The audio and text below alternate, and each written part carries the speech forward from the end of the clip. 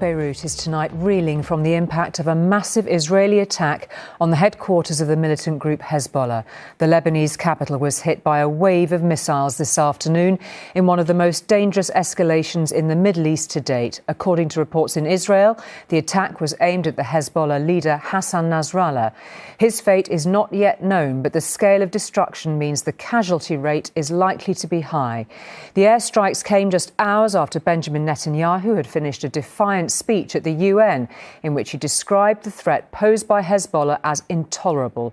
He had already signed off on the attack in a New York hotel room before coming to the chamber. It may be Israel's most incendiary act of the past 12 months, described by Iran tonight as a game-changing escalation.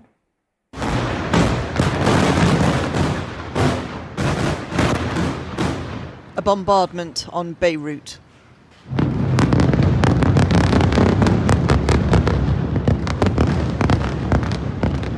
As the sun set, the explosions rang out.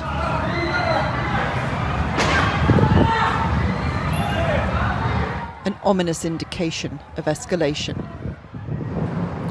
In the last few minutes, there has been a massive bombardment here on Beirut. It is by far the biggest attack on this country since the end of the war in 2006.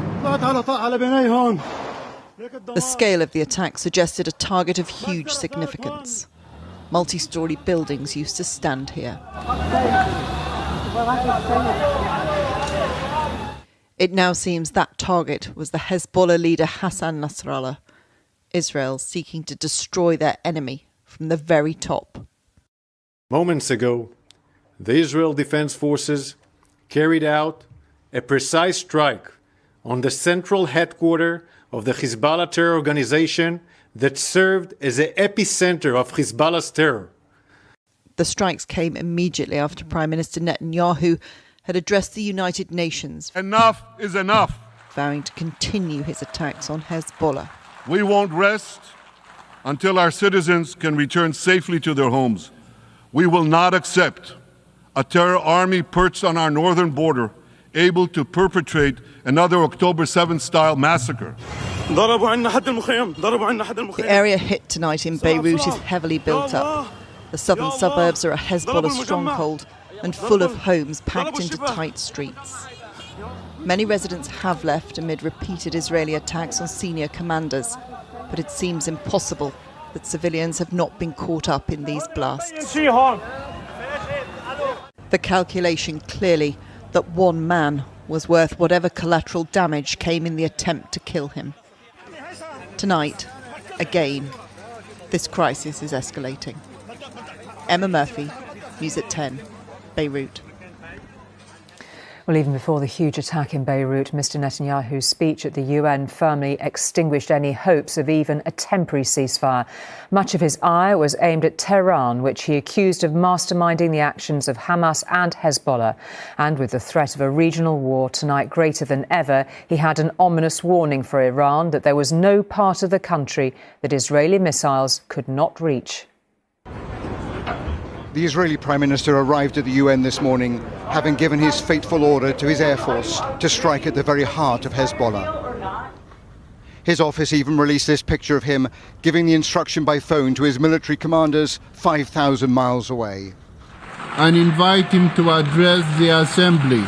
And when he entered the General Assembly, with the world not knowing his decision, ladies and gentlemen, order! Dozens of diplomats walked out in protest at Israeli actions in Gaza. Order, please! Undeterred and defiant, Benjamin Netanyahu made clear that Israel's fight with Hezbollah was far from over. I said to the people of Lebanon this week, get out of the death trap that Hezbollah has put you in. Don't let Nasrallah drag Lebanon into the abyss. We're not at war with you. We're at war with Hezbollah, which has hijacked your country and threatens to destroy ours. He also said that Israel was engaged in a civilizational struggle and issued a clear warning to Iran. If you strike us, we will strike you. There is no place in Iran that the long arm of Israel cannot reach. And that's true of the entire Middle East. Far from being lambs led to the slaughter, Israel's soldiers have fought back with incredible courage and with heroic sacrifice. Any reaction, sir? Outside, top Arab diplomats rushed to consult with their capitals. And later, the Saudi foreign minister told me that Israeli talk of peace with his country made no sense without a Palestinian state. Do you feel tricked by the Israelis in terms of him referencing Saudi Arabia while also almost simultaneously attacking Beirut? The guns are not going to solve anything, that we need to move towards a peace in our region, and that peace is firmly rooted in addressing the Palestinian issue. The Israeli ambassador defended the targeting of central Beirut. How many innocent Lebanese civilians is it worth killing to try and get Hassan Nasrallah? Well, we are trying to minimize civilian casualties. Unlike Hezbollah, we are doing exactly the opposite. They are launching rockets into our civilian population while hiding behind civilians. They are committing a double war crime. The people of Israel live now, tomorrow, forever. Thank you. For Netanyahu, this was an astonishing double act, bombing his enemies and talking to the world at exactly the same time. The Americans insist they were given no advance notification of the strike in Beirut, and their diplomats are in a state of despair. For in his speech here, Benjamin Netanyahu gave no reference at all to Palestinian aspirations for a state of their own. Robert Moore, News at 10 at the United Nations. Well, in a moment, we'll speak to John in Tel Aviv. We'll first cross, though, to Emma in Beirut, where I know it's very tense there tonight. Emma, hard to overstate the scale of what happened there today. What news, if any, on Hassan Nasrallah? And what's the word on the ground there on how Hezbollah might respond? Well, there's no confirmation either way at this point, Julie. The Israeli military say that they're studying the scene, they're looking at the information that they have to make a definitive judgment on whether or not their strike was successful in their eyes, and they have killed Hassan Nasrallah. In terms of Hezbollah, there's very little official coming from them. The channels that normally can be used to get information have gone very quiet, which is not necessarily a particularly good sign, but of course there is always the possibility that the chaos of this situation means that nobody is entirely clear. What we do know is that in Iran, the supreme leader has commanded his senior leaders to go to his compound. Very unusual that they're holding an emergency meeting this evening. And in the last few minutes, the Israeli military have just issued an evacuation order for that area just down there behind me. That is the southern suburbs. That's where the first strike took place. And they have warned people they need to leave there, leave certain parts, because they believe that there will be more strikes to come. It is incredibly difficult to know where this goes next. But what I would have to say is that there is no way to overstate the significance of this.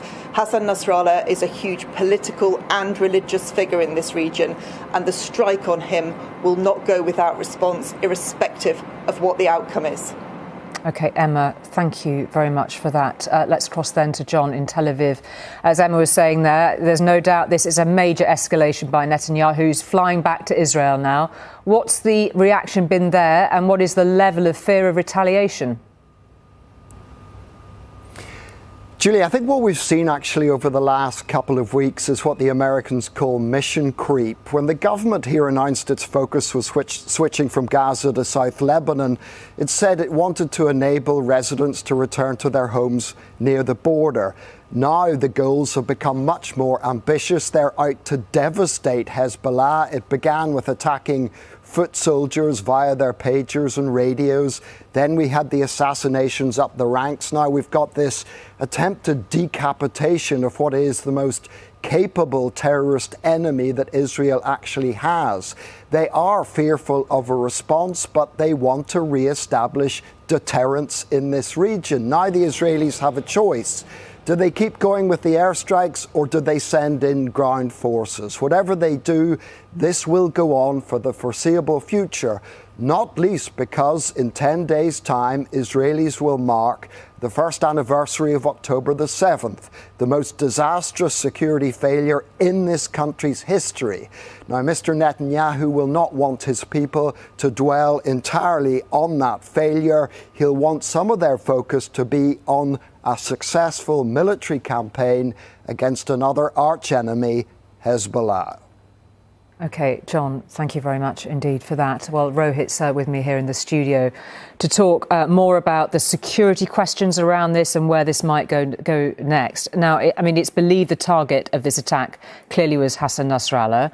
No clarity on what has actually happened to him yet. But irrespective of that, it's the consequences and the fact that all of the Israeli actions have sort of led up to this moment. Yeah, and we can see this really as being the second phase of a 10-day operation. The first phase being those pager explosions last week. And, what I've been told by senior diplomatic sources in the Israeli security system is that they've been watching Nasrallah's response to this very closely. What they've observed are changes in his behaviour. They believe that he's become lonely. Many of his allies have been killed. His sense of certainty, his sense of being an expert on Israeli behaviour has been completely shaken, first by that pager incident. But then we can look at his speech that came a few days later. And, it's been noted that there was a change of tone there. He admitted that this had been a failure. It might have been a sort of slight change of tone, many might have thought. But actually, this was really a big shift in the sort of language that Nasrallah traditionally uses. And so now, the diplomatic calculations are incredibly important too, because, how long has this been planned? Well, perhaps for 10 days, but certainly at least for 2 or 3 days. And remember, it was the middle of this week when the Americans thought that they had got the Israelis to agree to a temporary pause in the fighting. And so now one of the big consequences here is that many of Israel's allies seem completely powerless. And interesting what Emma was saying, that everything from Hezbollah, the normal channels have gone silent. There are conversations at highest levels being had in Iran. Where might it go next? Well, Iran is where that answer will come from, because, what is undeniable here is that Hezbollah have been hit incredibly hard during the last few days. It has a huge store of ballistic and other forms of missile, but many of those have been wiped out. And so a response now will probably, if it does come, it will come from Tehran.